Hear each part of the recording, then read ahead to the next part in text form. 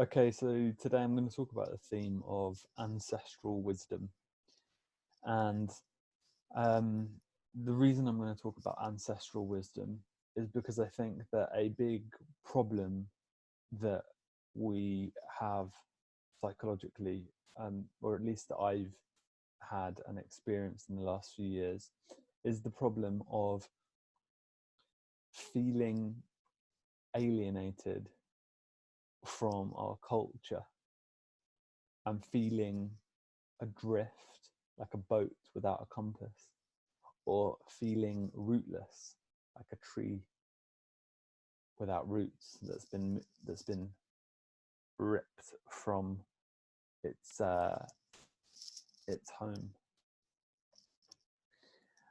And this feeling of alienation, this feeling of rootlessness, is I think a spiritual disease and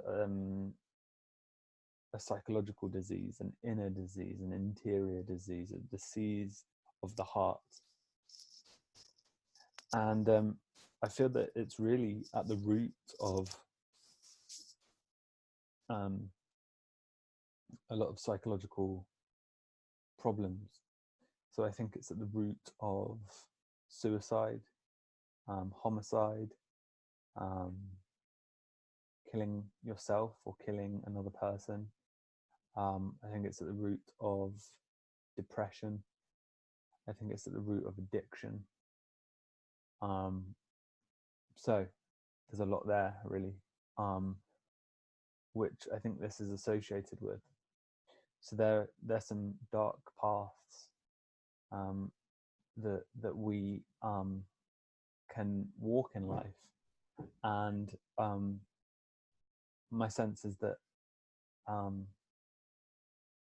we walk such paths because we feel inwardly unrelated to our culture, our home, our ancestors, what Carl Jung would call the spirit of the depths, the deep ancestral spirit that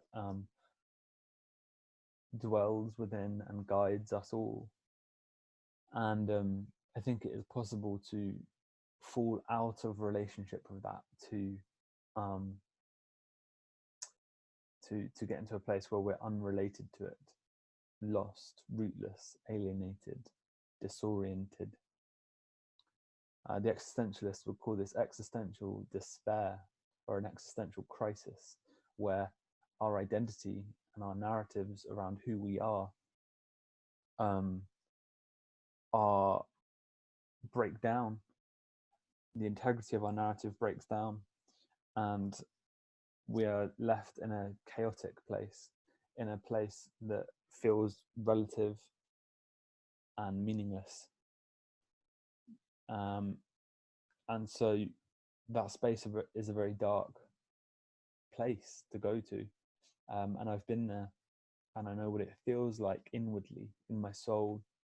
But it's hard to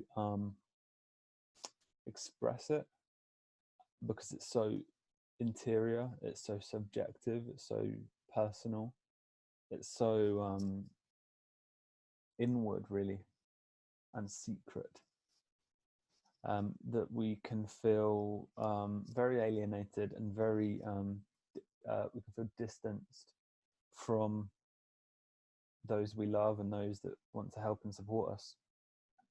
And I think that's the essence of depression and the essence of existential despair. And that's what leads to things like suicide and murder. A bunch of different things lead to those things, but I think this is a contributing factor, let's say. And it's the sense of disconnection, and as I say, alienation,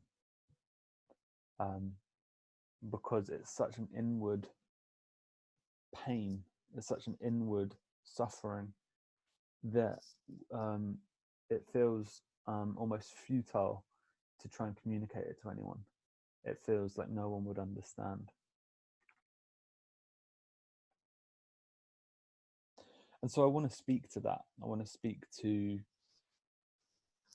that spirit, that loss of soul, which we call depression in modern times. Now,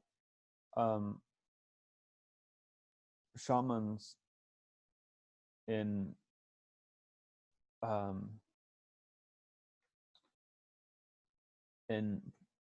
primitive cultures, shaman healers, magicians, medicine men, the healers of the community, these figures would, their role would be to heal the sick, to heal the spirit of someone who has been, as they would think of it, possessed by evil spirits. The spirit of craving and addiction, for instance, or the spirit of anger and rage, or the spirit of apathy and guilt. So these negative, evil energies which can pull us down into despair and into darkness, these in primitive cultures are thought of as spirits that possess the soul of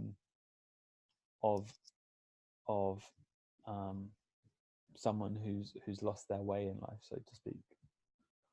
And what the shamans would do is essentially go on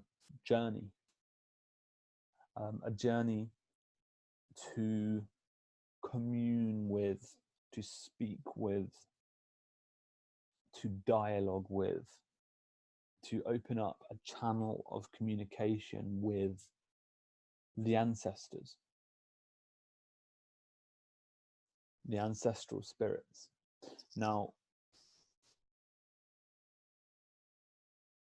the thought is that the ancestral spirits are benevolent spirits, good spirits who have healing powers, that if called upon, if summoned, these spirits can remedy the soul of the sick, and they can help the one who is lost find their way home, and they can help the one who is possessed by rage find peace, and they can help one who does not know their way, doesn't know their path, to find their art, to find their calling, to find their destiny.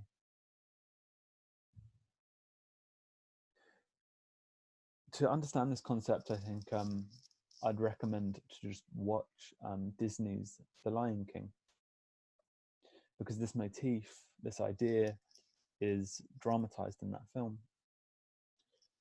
Rafiki is a shaman who lives in the world tree, the Axis Mundi, which connects heaven to earth and connects the ancestral spirit to the spirit of the times, to this generation, to this new life, to this new form. And so Rafiki is the shaman, and Simba is alienated after the death of his father. Now, symbolically, we might think of the death of his father, the death of Mufasa, as a loss of soul or a loss of culture, because the ordering principle of Simba's life, the paradigm, by the blueprint or the paradigm by which he was going to live, has disappeared like this. Because Simba is the living individual, the hero of the story, and Mufasa is archetypally the great father. And Mufasa serves as a paradigm or a blueprint by which Simba is to live.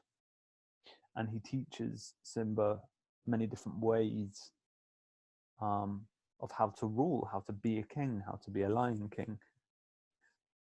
And naturally enough, Simba has a unconscious affinity with his father, because his father is providing order, is providing truth, is providing structure, is providing support, is providing discipline, is providing a narrative framework within which Simba's entire world is oriented.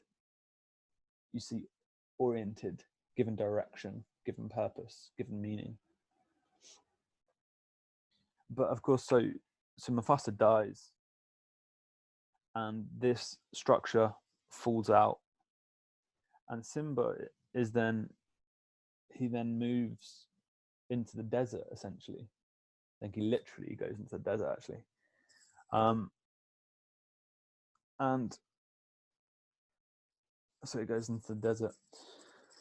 So that's an image of an existential crisis. So he's lost his ruling narrative, his local ruling narrative, and now he has no narrative, he has no structure, he has no guidance, he has no direction, he has no sense of self, and his entire value system just collapsed on him.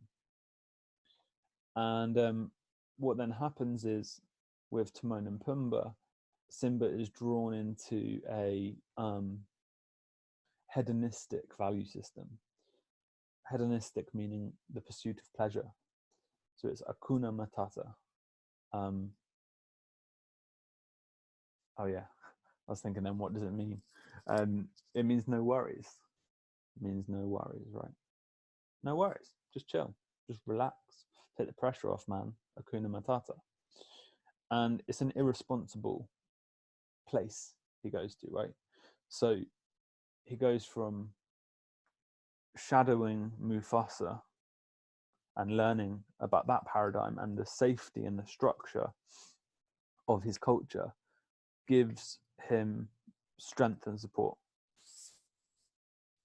The culture collapses, and it actually doesn't just collapse, it actually reforms into kind of a tyranny. So it actually becomes corrupt. So it goes, because Scar replaces the image of the great father. It's the good king is replaced by the evil king. So the good king goes, and the evil king comes in. What does that mean psychologically? Well, it's associated to Simba going out into the desert and having this existential crisis, because what it means is that the hero, or the living individual, this creative spirit, you could say, is not active and is ignorant or has forgotten who he is. And when the creative individual forgets who he is, society does corrupt. It does form tyranny.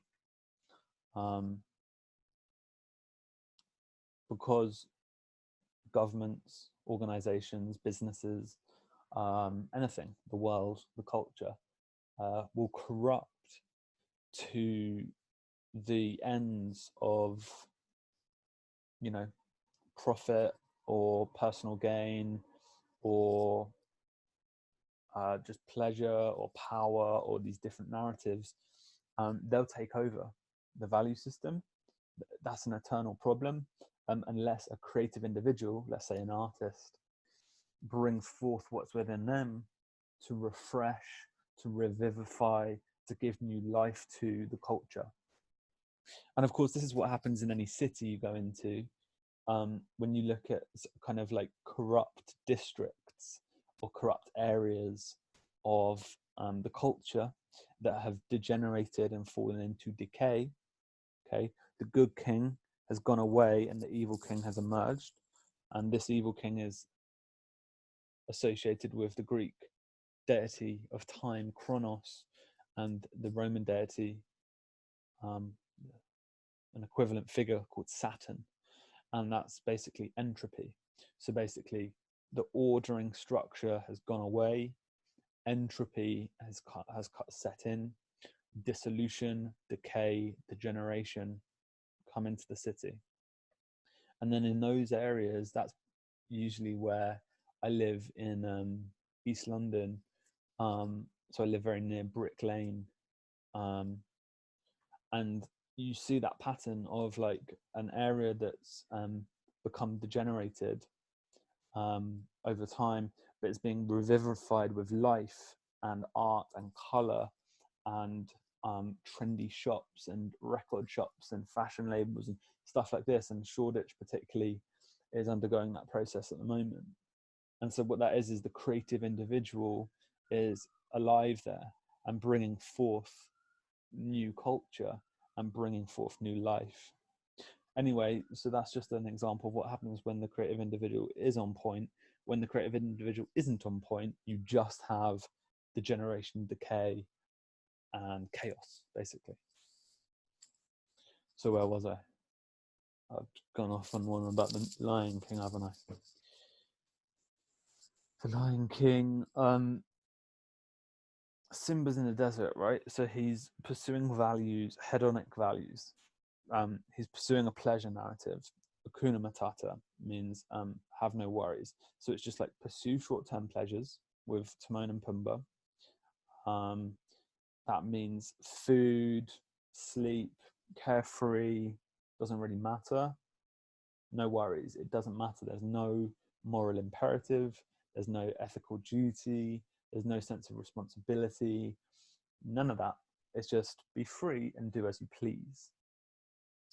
Now that's cool, and like that will give you pleasure in the short term, but the thing is about that is there's completely no meaning in it. There's no meaning in a lifestyle like that. And we starve without meaning. We really do. We might not physically starve, right? Because physically, Timon and Pumbaa and Simba are eating. They've got pleasures. They've got food. They're feeding the body. Lovely, lovely, lovely, lovely. But as it says in the book of Matthew in the Bible, man does not live by bread alone. Yeah, so Simba's living by bread alone, where he's like Hakuna Matata, no worries, and just living by bread alone. But there's like another bread, and it's like the spiritual bread. And the spiritual bread is the need for meaning, the need for purpose, the need for a holistic meta-level narrative framework within which to understand everything that's going on in life, from our relationships to our work to our job to how we meet our needs, to all of this, all of these different interrelated parts of this thing called life need to sync into a harmonious order, you see. And that's why music offers us an exemplar of harmony, of disparate parts coming together in a coherent whole, in a unity. Anyway, so Simba's lacking harmony when he's in the desert with Timon and Pumbaa. And what that means is he has not integrated the ancestral spirit, which was the whole point of me. That was the whole point of this video, I think, was we're going to talk about the ancestral spirit. Cool. So, yeah, so he hasn't integrated that. The ancestral spirit in its most local incarnation for Simba is Mufasa. Okay, he's the king of the ages. He's the image of the king incarnated in the zeitgeist, or the spirit of the times, or the temporal dimension of historical time. Okay, so, and let's just say that's the narrative of the Lion King. So it starts with the birth of Simba, and Mufasa's reign is coming to an end. So it comes to an end, he dies. Simba's now in existential despair because he's lost his contact with the ancestral spirit. That's what's happened. And so it's thrown him into chaos, disunity, discordance, and he's lost harmony. And so Rafiki, the shaman who lives in the world tree and who is a mystic, and he seems to be tuned in to the heavens, what's going up above, right? He's tuned into the stars and the kings of old.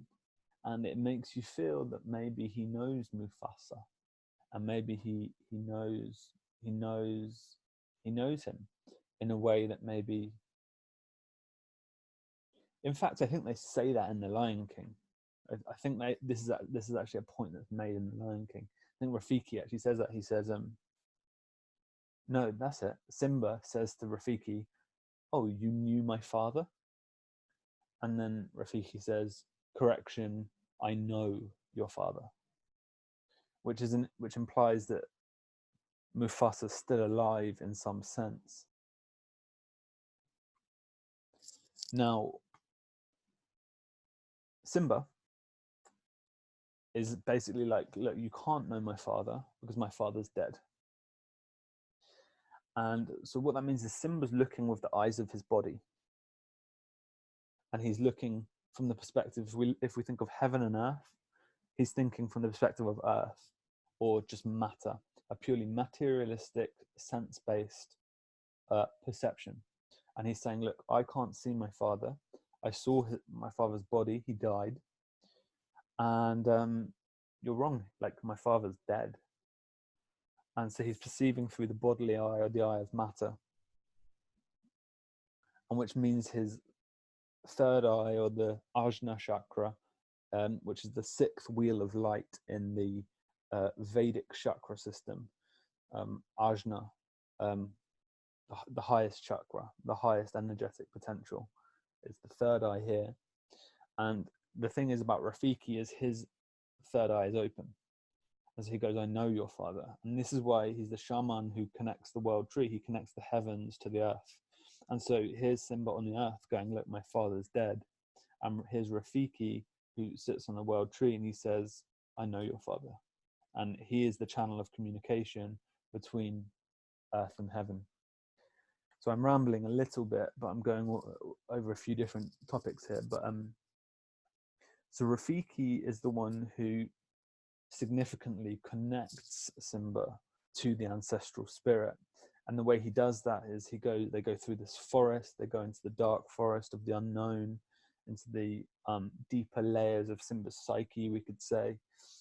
And they go down to a pool. There's a pool of water. And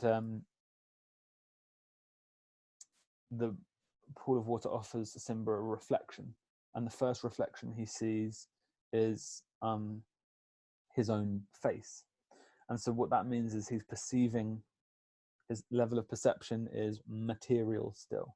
He's just looking at literally the sense data that's coming back to him through his bodily eyes. And he's like, okay, that's just me. And then Rafiki says, look harder. Okay, what that means is he says, look not with these bodily eyes, but look with this eye here. Like look with this. Look with the unifying. Look through. Like transcend duality is basically what he's saying. It's like look through the intuitive eye. Look through the intuitive eye. And so he looks into the water and then he sees that the reflection transform into Mufasa. And then he goes into an ecstatic revelatory experience where Mufasa appears to him in a revelation in the sky. And he says, remember who you are.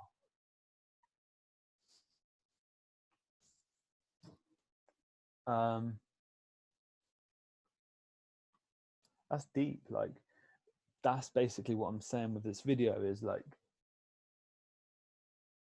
I think a perspective I'd like to offer is that depression at its root comes from the sense that you've forgotten who you are, that you are disconnected from the ancestral spirit, you are disconnected from your tradition, from your culture, from the deep spirit that lives within you.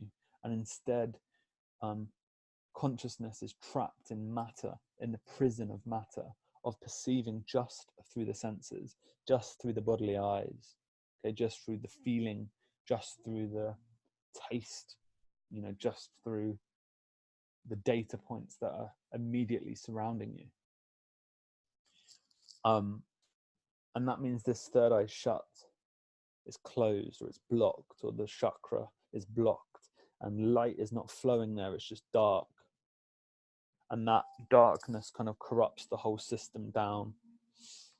So that's what that means, to be depressed, is to be alienated from a perception of spirit, or a perception of the ancestors, or a perception of sacred objects, or sacred personalities, or sacred characters, or the sacred realm.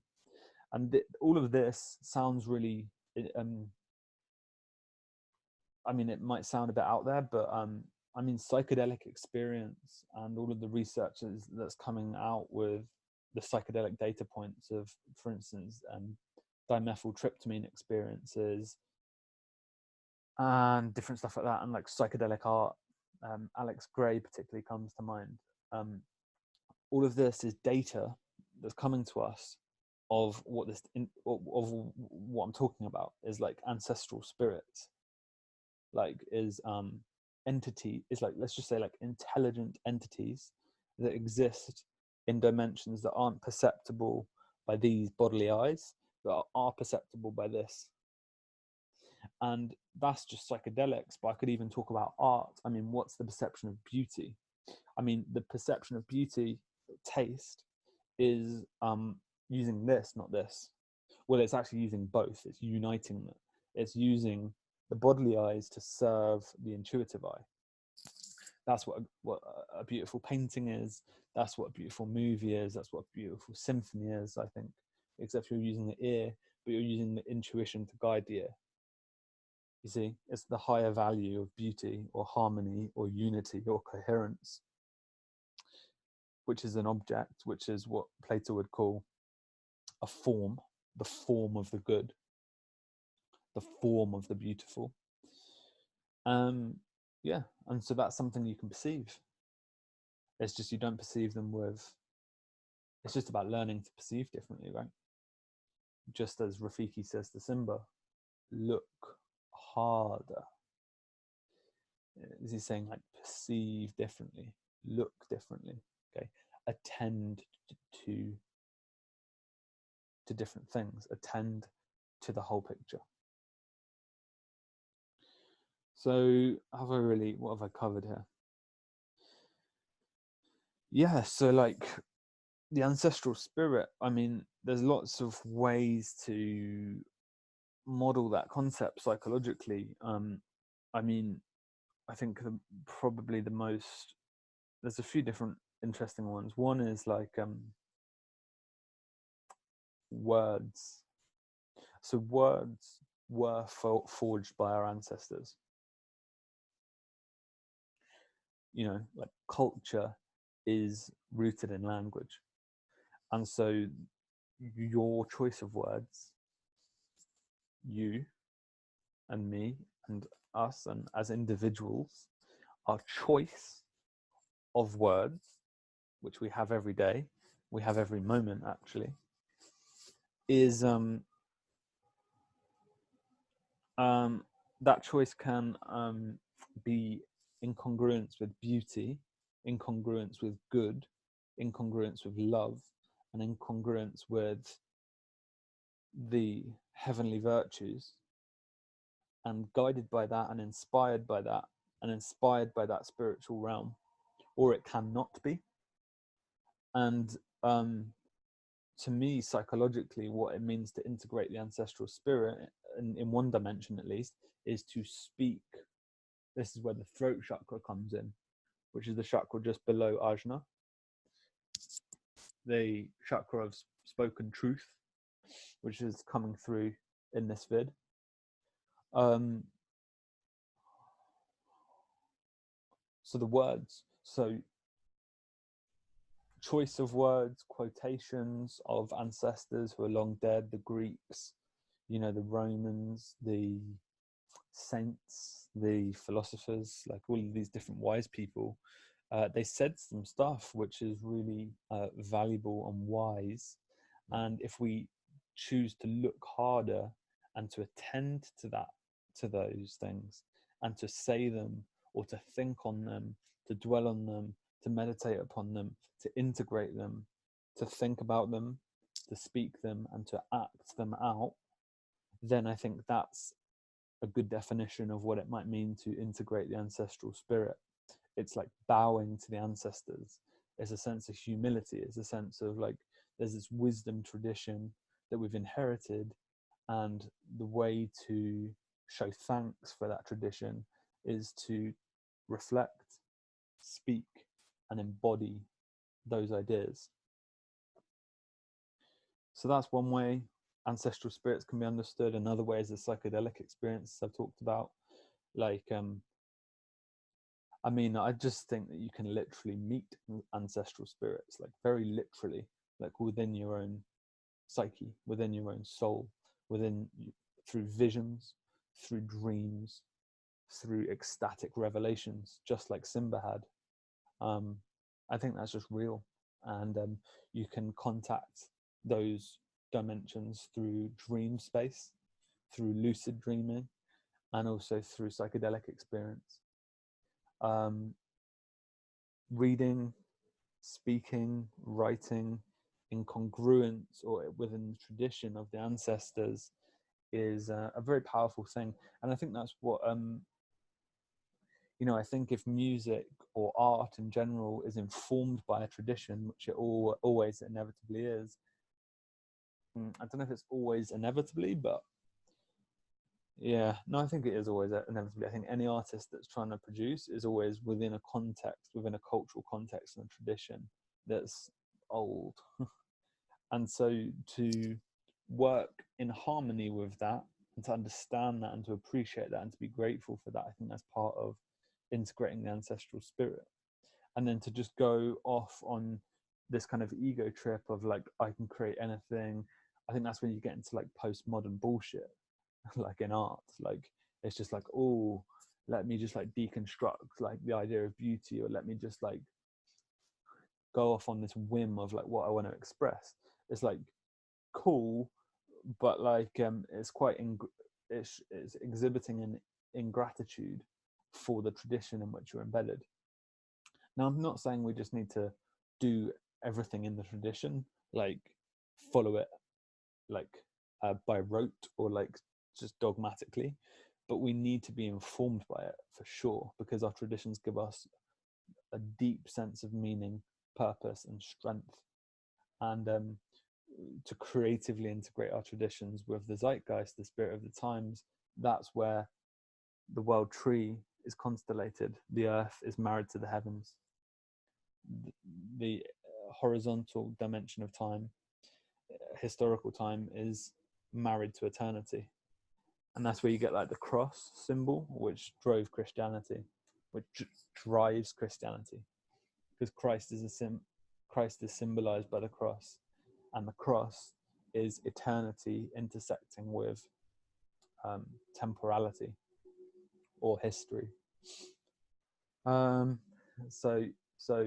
great art is marrying eternity to history. Yeah, I think I'll leave it at that. I think there's a lot more to cover in this idea. But how does this speak to like depression and stuff like that? I think like I think creativity heals. I think wisdom heals. So I think reading Buddhist texts, I think reading Christian texts, I think reading wisdom texts like the Bible, or any wisdom text really, of different traditions, the Vedic texts, sacred texts, sacred words, so like the pillar of words and language. There's power in that. There's real power in that. To listen to people like Alan Watts, it was for me, or different spiritual teachers who are bringing forth a very old tradition through their words. That's very powerful, very powerful, and it has a very healing effect, because it changes the thoughts, changes the words, changes the actions, transforms life. Visionary experiences too, psychedelically mediated or through dream work, just like flights of the imagination, that's massive too. And that's where this ajna comes in, because you can dream and you can see things that are not perceptible this way. I mean, if the eyes are closed, you can still see things. That's the thing, and that's what visionary experiences are. And you know, you can meet spirits that way. I mean, that's what authors are doing, really. Is where did Harry Potter come from? It's just a spirit in the imagination of J.K. Rowling. Now he's a character who's become fixed in some sense in our cultural zeitgeist, in our times.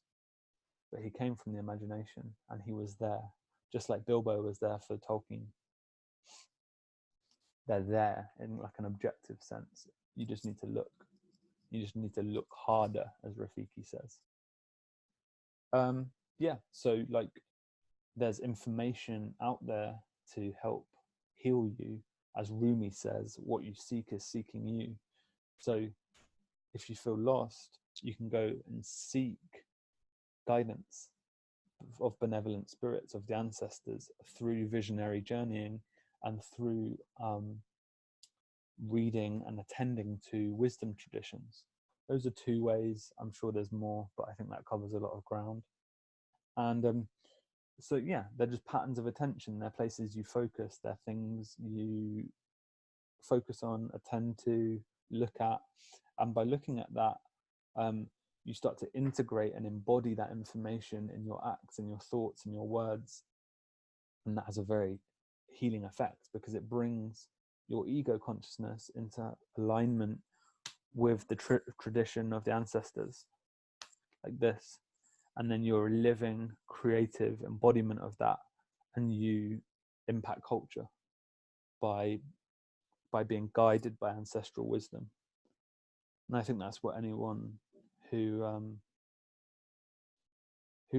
produces powerful art, I think anyone who does that is engaged in that process of integrating the ancestral spirit, integrating the ancestral wisdom, being guided by that wisdom. Yeah, I think that's me. I've covered a fair amount there, but yeah, I'm trying out a different format with this stuff. I've got a lot of stuff that I'm thinking about, a lot of different ideas, and I'd love to just share it with you guys more free form like this. Do let me know like what you think about the format, what you think about the content, you know, how you're feeling about this, like what's feedback. Really, really appreciated. So yeah, I just wanted to start here, start sharing, and hopefully that was informative and interesting to you guys. I'll be back with more soon. Thanks for listening. Bye.